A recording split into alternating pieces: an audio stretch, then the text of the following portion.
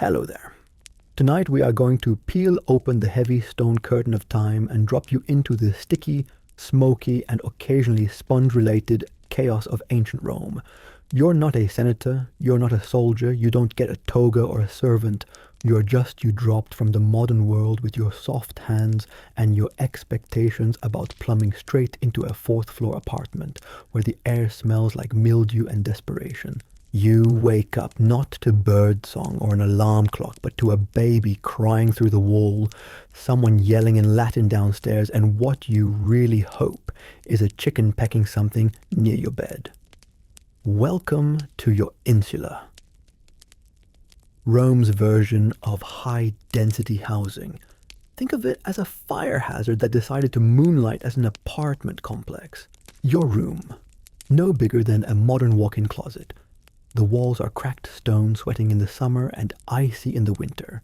Your mattress is stuffed with straw and home to lice colonies you've affectionately named Left Side and Oh No Not Again.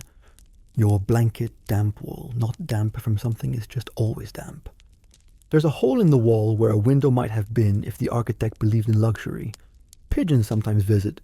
They don't ask permission. You sit up and realize 3 very pressing problems. 1. You are sore in places you didn't know you had. 2. Your mouth tastes like sawdust.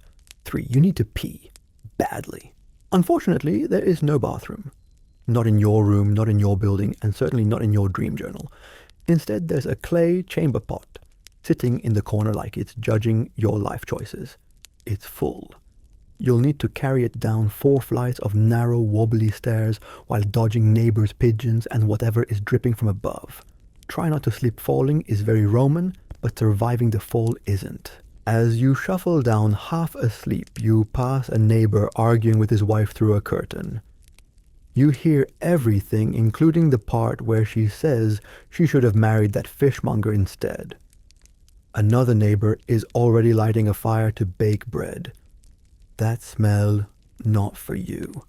She sells that bread at market and glares at you like she knows you were going to ask for a sample. You get outside and feel the warm Roman air hit your face. Warm here means it smells like smoke sewage and street goat. Now pause. You probably think this is a rock bottom, but oh sweet traveler, it's just 6:15 a.m. You haven't even met the communal sponge yet. So before you get comfortable, take a moment to like the video and subscribe, but only if you really like what I do here. And hey, let me know in the comments where you're tuning in from and what time it is for you. I always love seeing that. Now turn off the lights, maybe turn on the fan for some soothing noise, and let's get started tonight. You tuck the chamber pot under your arm, nod politely to a rat that's blocking the stairwell, and descend into the day. You're about to experience ancient Rome in all its raw, earthy, gloriously inconvenient glory. And you probably won't survive. But for now, let's see if you can at least make it to the latrina without making eye contact with someone chewing olives. Next up, your very public, very awkward morning bathroom ritual. The streets are barely awake, but the noise already feels like a festival nobody invited you to. Roosters crow, vendors shout, and carts clatter across the uneven cobblestones, bouncing like they too are trying to leave the empire. You, however, have one single goal this morning, and it's not glory or philosophy or conquest. No, your mission is much humbler: to empty your very full chamber pot without dying of embarrassment or infection. You pass alleyways damp with what you hope is just spilled water. Nod politely to a group of women gossiping around a goat and clutch your pot like it contains state secrets. Because in a way, it does. There's no indoor plumbing here, not unless you're wildly rich or blessed by Neptune himself. Your apartment, charming though it may be in its haunted shack aesthetic, offers no facilities beyond that shameful pot. You carry it down to the latrina. Rome's version of a public toilet, which is less a restroom and more a stone circle of emotional endurance. Calling it public is generous. Calling it hygienic is comedic. You find the latrina at the end of a side street marked not by signs but by the faint scent of vinegar, salt water, and regret. There's a line already. Men, women, a teenager picking his teeth with a fishbone. No doors, no privacy, just a long shared stone bench with holes carved evenly across it.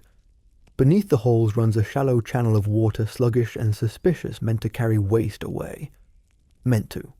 It's trying its best. You take a seat because that's what people do here. You sit down next to strangers who nod politely and then proceed to discuss grain prices, neighborhood scandals, or the weather, while very much relieving themselves. There's nothing separating you, no stalls, no walls, no hope.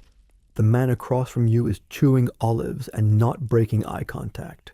You look down at your feet trying to disappear into the stonework, but there's nowhere to hide. Everything echoes, absolutely everything. Then comes the moment you've been dreading, the tussorium. You see, toilet paper doesn't exist. Not even the scratchy brown kind. What you have is a sponge tied to a stick sitting in a communal bucket of vinegar and salt water. It's been used before, by everyone here, possibly by Caesar himself. Historians still debate whether the tussorium was truly rinsed between uses, or whether Romans had simply decided as a society to pretend hygiene was a feeling, not a fact. You glance at the sponge. It stares back. Now, if you're wealthy or prepared, maybe you brought your own cloth. If you're very wealthy, maybe some moss or even a small piece of linen. But you have nothing. You pick up the tussorium like it's a cursed artifact. Do what must be done and try not to cry. The vinegar burns. You tell yourself it's disinfecting. You tell yourself everyone else is doing this. And somehow that's worse. When you're done, you stand quickly as though escaping the scene of a crime. There's a rinse basin nearby, no soap of course. You dunk your hands in the communal water and try to convince yourself that it helps. It doesn't. It feels like dipping your fingers into the memory of 100 other fingers. As you leave the latrina, the teenager mutters a joke about tourist feet in Latin. You don't respond. You just carry your empty pot with the kind of reverence usually reserved for funeral urns. It's clean now, technically. Emotionally, not so much.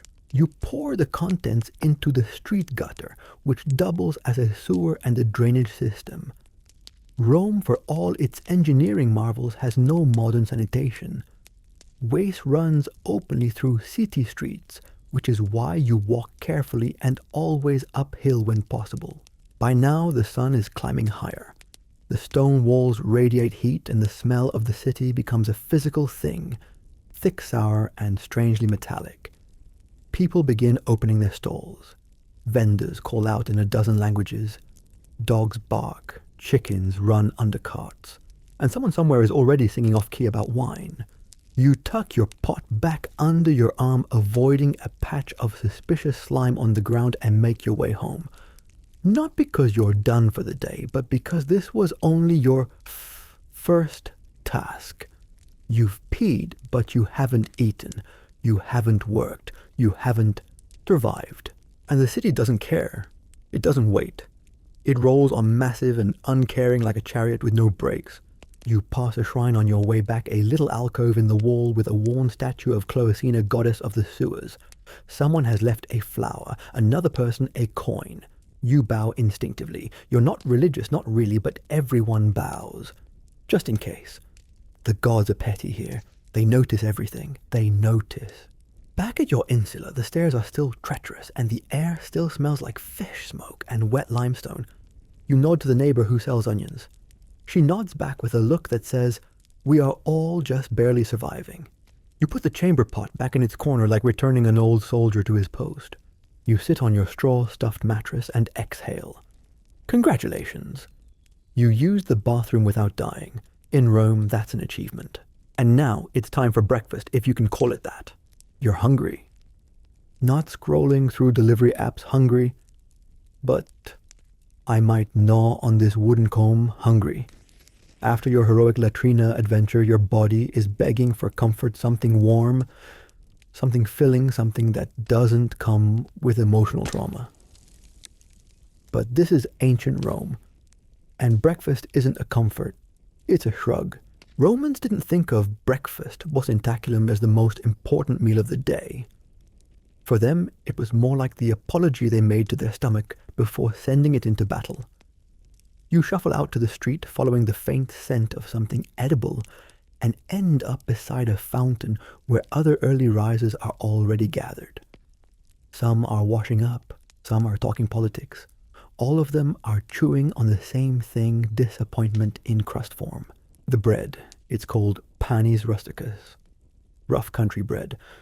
It was probably baked yesterday or the day before or possibly during the last lunar eclipse. Dense, hard, slightly salty, slightly sour, definitely aggressive. It's a loaf so dry you feel your teeth filing down as you chew. If you're lucky, it's not infested with mealworms. If you're really lucky, it still has some. You break off a piece and bite into it like a gladiator biting down before combat. The texture is something between a crouton and a ceramic roof tile. If you dropped it, you could chip the pavement. This bread doesn't nourish, it negotiates. Now comes the drink. Wine. Dilute with water because drinking it straight in the morning, even for a Roman, is frowned upon unless you're a senator or a poet in a spiral. It's cheap wine, slightly vinegary, and you sip it like you're pretending to enjoy it, though your body knows better. Still, it's safer than water. The aqueducts are miraculous. Yes, but the pipes are made of lead, and the public fountains are communal bacterial swimming pools. So wine, it is purified by alcohol. And the very Roman belief that getting tipsy before work builds character. You're not alone in your misery. Around you, a few vendors squat beside their baskets, tearing at bread with the same dead-eyed determination. A man chews loudly on an olive pit, his face blank. A woman pours a few drops of oil on her bread and eats it like she's pretending it's cake. No one smiles. Because breakfast here is not a celebration, it's a sigh. Sometimes on a good day there's cheese. Salty aged and a little fuzzy around the edges. If you're truly blessed, a fig or two. If you're cursed but wealthy, you might have garum, the infamous Roman fermented fish sauce. It's a kind of liquid salt horror. Pouring it on bread adds both flavor and a deeply unsettling aroma. Garum doesn't gently season food, it slaps it across the face and screams, "This is what fish rot smells like." And yet it's everywhere. Romans put it on everything from eggs to fruit, which explains a lot about their tolerance for hardship. You glance down the street and see a vendor carrying a tray of hot chickpea fritters. Steam curls upward. Hope flickers in your chest. Maybe you can buy one. Maybe you check your coin pouch, empty, not figuratively, literally. A single copper as holds residence there like it's embarrassed to be seen. You sigh. The vendor walks past. The smell lingers. You go back to your bread. Your stomach makes a sound like rebellion. A child nearby drops half a honey pastry onto the ground. It bounces, collecting a bit of Rome's finest sidewalk seasoning. The child's mother tugs him away. You both stare at the pastry. For a moment, the world pauses. Then a dog gets to it first. Such is life. You sit by the fountain, letting the stone press into your back. The water trickles beside you, clear but still suspicious. You drink a little from your cup. It tastes faintly of smoke and coins. Your breath now smells like sour bread, lead-tainted water, and a hangover that never really started. This is breakfast in ancient Rome. Not a meal, but a ritual of endurance. And don't even think about asking for coffee. The Romans never had it. No espresso, no cappuccino, no oat milk latte with cinnamon dusting, caffeine, try wine, creamer, try goat's milk if you happen to know a generous goat. Sweeteners, no sugar, here friend, only honey, and that's a luxury reserved for feast days and the rich. You remember your last breakfast in the modern world, eggs toast, maybe avocado, or cereal hot tea, or a smoothie, and you almost cry. But crying wastes moisture and hydration is important. You need strength. Because this isn't the relaxing pre-work snack you're used to. This is the fuel you'll need to get through 10 hours of hard labor under the Roman sun. Your fingers are sticky from the wine. You wipe them on your tunic, which is also your only tunic. It's already stained from yesterday's water splash in the street, and from whatever you accidentally stepped in 2 mornings ago. Laundry is a weekly affair, and it involves either a bucket or urine-soaked clothes washed in a fuller's shop by men who stomp the garments with their feet while cursing the gods. Yes, urine. Romans prized ammonia for its cleaning power. Historians still debate whether that's resourceful or just unspeakable. You watch the city stir. A trumpet echoes faintly in the distance. A group of young men shuffle by carrying tools. An older woman chases a chicken with a ladle. Somewhere a slave calls out for his master and a cart driver shouts about moldy lemons. You finish your bread, you finish your wine, neither brought you joy, but they brought you this far. And that's enough. Time to stand. Time to face the day. Your stomach growls, still unsatisfied. But it'll get used to it. Rome isn't about comfort. It's about survival. And now comes the real challenge work. You stretch your arms. Bad idea. Something cracks in your shoulder, and you're not sure if it was a joint or just your spirit giving up. Either way, you straighten your tunic, wipe breadcrumbs off your chest, and shuffle toward the labor yard. Because like it or not, and you've got a Roman work day ahead of you, there is no work from home. There are no lunch breaks with quinoa bowls. You don't get to check your notifications or grab a cold brew on the way in. You get yelled at in Latin while carrying rocks. The workday begins early. Really early. If the sun's up, you're already late. Your foreman stands like a storm cloud at the edge of the side stick in hand barking orders with the enthusiasm of a man who hasn't smiled since the last consul election. He spots you. Tarde, he shouts. Late. You pick up the pace. There are no excuses in this world, only beatings and docked pay. Historians still debate whether Roman laborers were officially timed or whether foremen just had a sixth sense for when to threaten someone. Your job today, hauling bricks to a construction site down the road. Romans are building a new bathhouse, or a warehouse, or a temple. Doesn't matter. It's big, heavy, and not done yet. You've been hired very temporarily to move the future one agonizing load at a time. Your tools are, well, calling them tools is generous. A splintering wooden sled, a chipped shovel, a rope that might once have held a goat, but now holds your dignity. No gloves, no boots. Your sandals are essentially soggy leather origami. You tie a strip of cloth around your palm and hope for the best. The first brick you lift feels like it weighs more than your will to live. The second one proves that you'll need to find your second wind before noon. The third, you don't remember the third. You blacked out for a second, but you're still standing, so technically, that counts as resilience. You haul brick after brick in the heat. The sun climbs higher and the dust clings to your skin like regret. There's no shade. The building offers no cover. It's still being built after all, and the scaffolding is less engineering marvel and more hope nailed to wood. Someone next to you coughs. A deep, wet sound. He doesn't stop working. No one does. If you stop, you're noticed. If you're noticed, you're punished. A good Roman laborer is invisible, efficient, and replaceable. You are all three. Around you men grunt, yell, and occasionally mutter prayers to obscure gods. One man shouts at a pile of stone as if threatening it will make it lighter.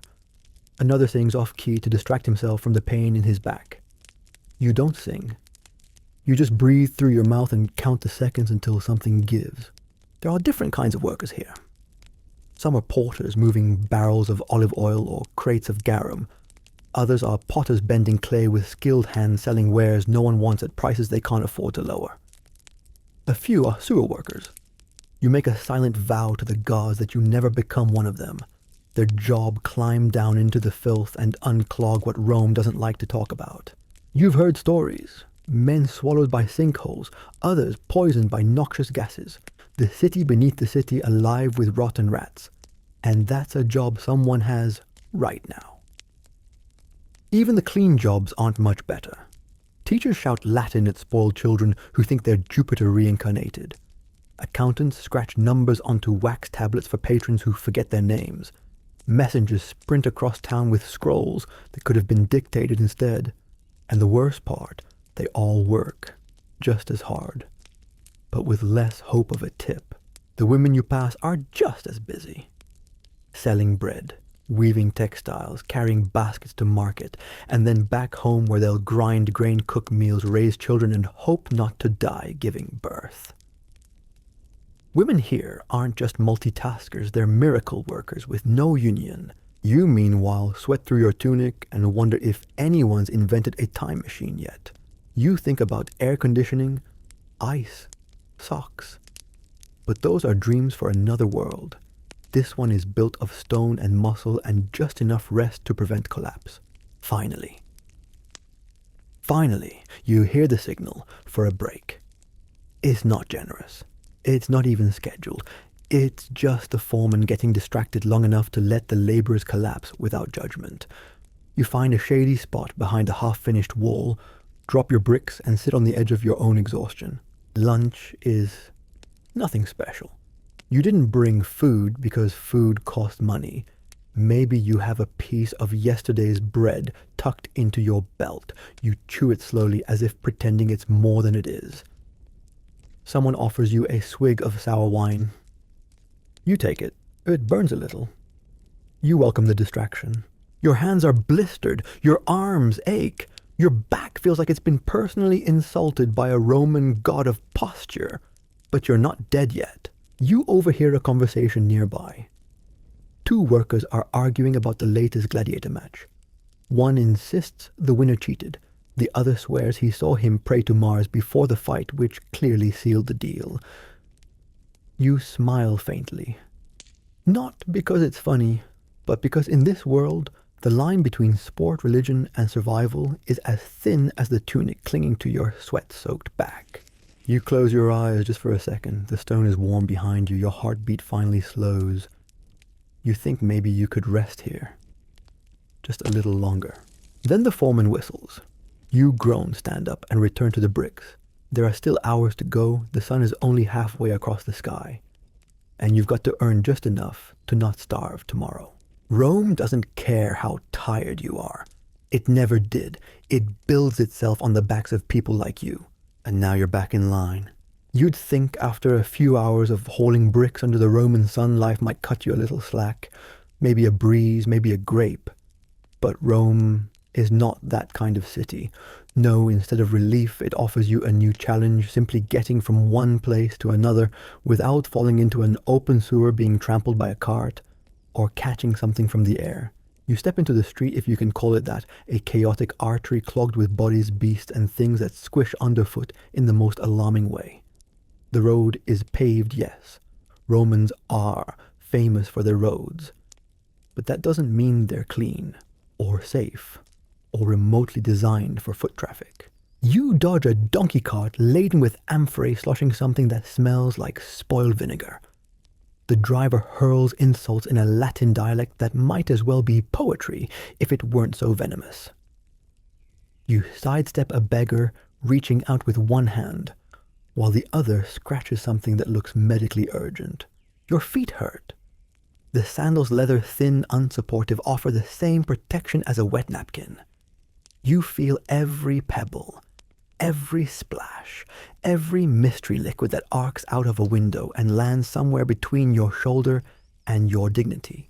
Because, here's the thing, Romans toss their waste out the windows. Chamber pots, kitchen scraps, random fluids. There are no warning signs, no heads up. Just a casual splash of yesterday's soup or someone's midnight accident falling through the air like a test of fate. You learn quickly to walk against the wall, preferably under a balcony, so you can dart into a doorway if needed, and you walk fast. Not because you're in a rush, but because lingering means interaction. The street is alive. Not in the poetic buzzing with life way, in the literal rats and flies and chickens and children way. Chickens are everywhere, by the way. Running loose, clucking madly, occasionally being chased by toddlers or cats or both. Dogs bark, sniff, and sleep wherever they like. Some have owners, most do not. You dodge a group of boys rolling dice beside a puddle that's probably half wine and half plague. One of them shouts something about your tunic. You don't look back. Let's talk about the sewer system, shall we? Rome's Cloaca Maxima, the Great Sewer, is a marvel, truly. It drains a huge portion of the city. But don't let the grand name fool you.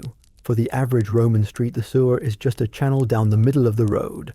Open, exposed, waiting for your sandal. Step off the raised sidewalk too carelessly and you're ankle deep in a frothy blend of urine, horse manure, rotten fruit and garum runoff. And let's not even mention what people vomit into it after a long day at the baths. Or after watching a particularly violent gladiator match. You don't want to know, trust me. You step carefully. Of course, that's assuming you even have a footpath. In poorer neighborhoods or in the outer districts, it's cobbled chaos. Stones missing, flooding after rain, rubbish piled in corners. Sometimes the street is the footpath, the cart lane, the market stall, and the place where someone left a dead goat. And no one's moved it. Because what's the rush? You press forward through the crowd. It's a swirling mass of humanity. Locals, visitors, laborers, nobles, slaves, all crammed into the same physical space, but operating in completely different dimensions.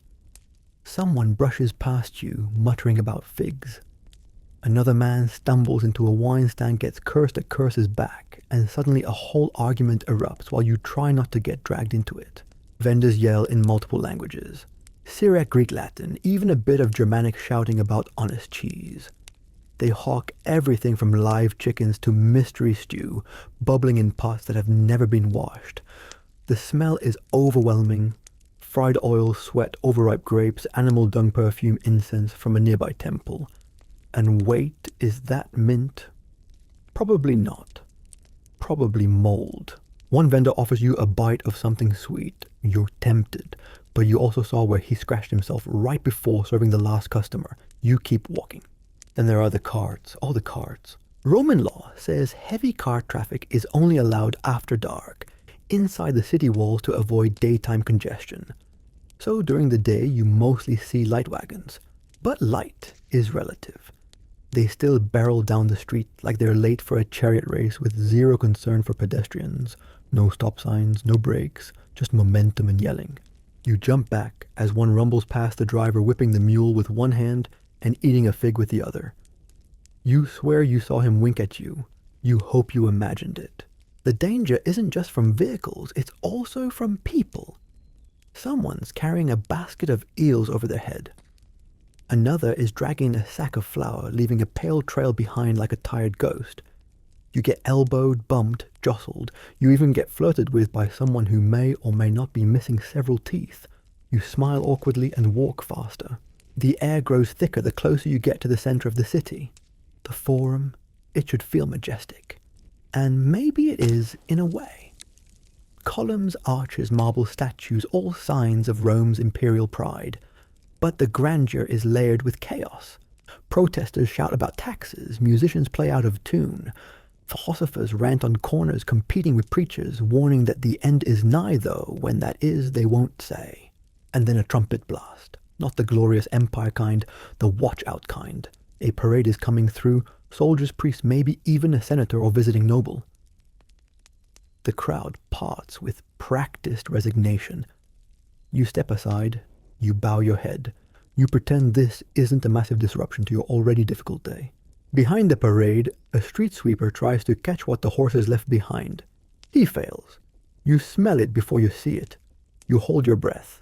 Now and then something truly absurd happens. A monkey in a tunic throws fruit from a rooftop. A goat walks into a shop and emerges wearing a garland. Someone starts reciting poetry about cabbages. Rome doesn't ask you to understand. It just asks you to endure.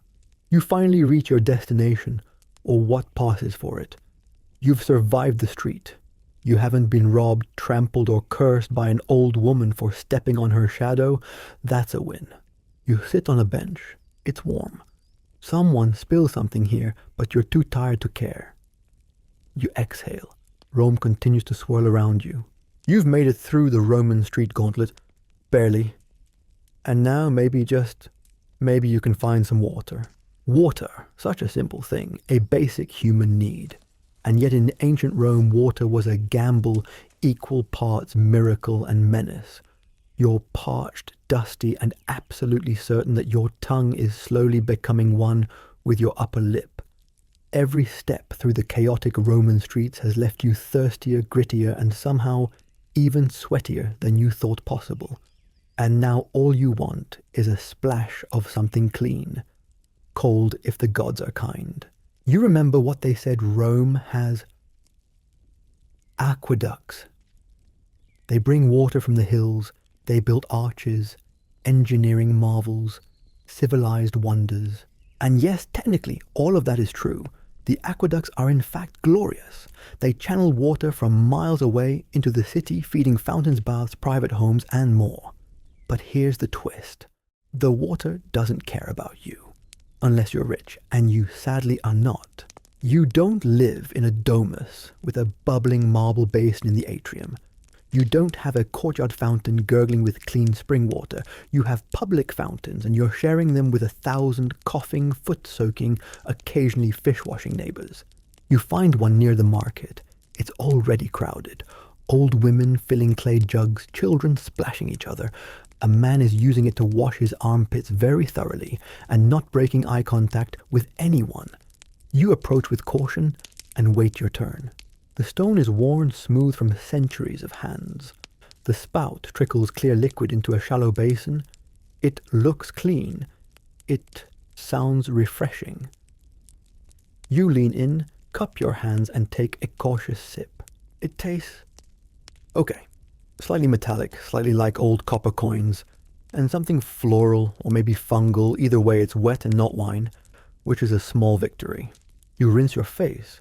The water trickles down your cheeks cool against the sun-baked grime. You feel a little more human. Not much, but a little. Then a goat walks up and pees next to the basin, just a casual sprinkle, like punctuation. You take another sip anyway. Hydration is important. If you want more than a trickle, if you actually want to wash off the layers of street gunk sweat, and possibly the ghost of yesterday's garum fumes, then you'll need to go to the Roman public baths. Luckily, you're near one. It's hard to miss. The building is massive, ornate, and smells faintly of warm water oil, and people trying very hard not to make eye contact. You pay a small fee or slip through with a friend of a friend's nod and step inside. Welcome to the Roman spa day, sort of. The baths are divided into sections: the apoditerium, changing room, tepidarium, warm room, caldarium, hot room, and frigidarium, cold plunge. You strip down awkwardly and leave your tunic on a bench with your shoes, your cup, and what little hope you had left for privacy. Immediately, a slave offers to oil you. You politely decline. You don't have the coin for luxury. The tepidarium is pleasantly warm. Steam floats in the air. You exhale. Your shoulders drop half an inch. Maybe this won't be so bad. Then you step into the caldarium and realize the Romans define hot as sweat out your soul. It's like bathing in a fever dream. The air is thick, the stone floor burns your feet, and the water in the large basin bubbles slightly. Not because it's boiling, just because it's seen things. You sit in the hot water surrounded by men of various sizes and decibel levels. Some are discussing politics, others argue about chariot teams. One man near the far wall is cleaning his ears with a stick. You try not to look. This water has been through everyone. There's no soap, no chlorine, no filters, just steam and optimism. You breathe slowly, trying to convince yourself this is therapeutic. It is kind of. The heat loosens your sore muscles. Your blistered hands don't ache as much. Your mind, fuzzy from work and noise, starts to quiet. Then someone burps loudly and splashes past you. You move on to the frigidarium, the cold plunge. It's exactly what it sounds like, a large pool of bone-chilling water. You hesitate at the edge. A child cannonballs in and laughs like a god of chaos. You sigh and lower yourself slowly. Every part of your body screams, but then relief. It's glorious. Shocking, but glorious. The coolness numbs everything. Pain, dust, shame. You float for a moment, staring up at the painted ceiling, some kind of fresco involving dolphins and naked people, and let yourself forget that you live in an apartment with no window and a sponge on a stick. Then someone splashes you in the eye. You climb out, drip dry, retrieve your tunic, which is now slightly damp and somehow dustier than before. You feel cleaner. Maybe not clean exactly, but you've washed off a few layers of city and picked up some new bacteria for good measure. But here's the other thing. The pipes that bring water into this bathhouse. Many of them are made of unbled. Yes, lead.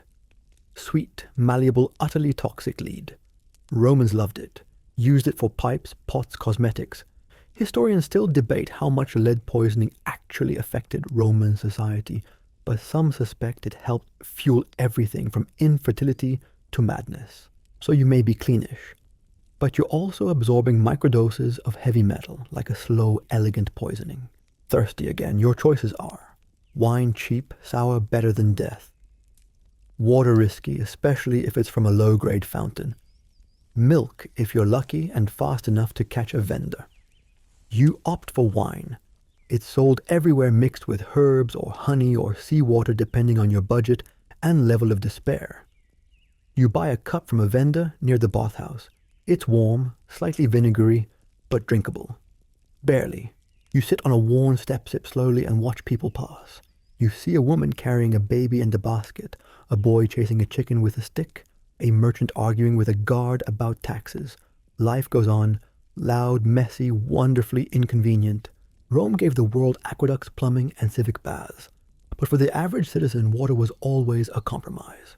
You take one last sip of wine and lean back the stone cool against your spine. Your skin is cleaner, your muscles looser, and your mind just a little quieter. But you know it won't last. Because in Rome, peace is fleeting, and pain is patient. It's waiting. Pain, in ancient Rome, isn't a glitch in the system. It's the default setting. It doesn't matter who you are, senator, slave, soldier, street cleaner. Sooner or later, something will hurt. And when it does, you'll be met not with soft pillows or peppermint tea, but with a man holding a rusty tool and muttering about balancing the humors. You stub your toe, no ice, no elevation. Just a sandal filled with your regret and a suggestion to walk it off. Twist an ankle, wrap it with cloth and keep limping. Break a bone. That's when things get interesting. There are Roman doctors, of course. They're not all quacks. Some are trained, some are brilliant even. Others are barbers with scalpels and confidence. Either way, if you're hurt, your first stop is usually a medicus, Rome's version of a physician. Let's say you've sliced your hand hauling bricks, or maybe you tripped in the street and dislocated something important. You drag yourself to the medicus's office, which is more a glorified closet than a clinic. The walls are lined with tools that look suspiciously like they belong in a torture chamber. Saws, hooks, bone drills, and forceps that gleam with the promise of future nightmares. The medicus greets you while chewing something unpleasant. He asks what's wrong. You tell him your shoulder is out of place. He nods, wipes his hands on his tunic, not clean, and cracks his knuckles. There's no anesthesia. There is no gentle countdown. No smiling nurse holding your hand. What you get is a wooden stick to bite on, and a very confident man named Marcus yanking your arm until something pops. You scream. He nods. There, he says, better. Historians still debate whether Roman medicine was revolutionary or just aggressively hopeful. On one hand, they had surgical tools, understood bone setting, and even developed basic cataract surgery using needles. On the other hand, they prescribed crushed beetles and cooked mouse brains for epilepsy. Let's say your wound needs cleaning. You brace for the burn as Marcus pours vinegar into the cut. It sizzles. You yell. He calls it purifying. You call it what it is, punishment. Infection is common, even expected.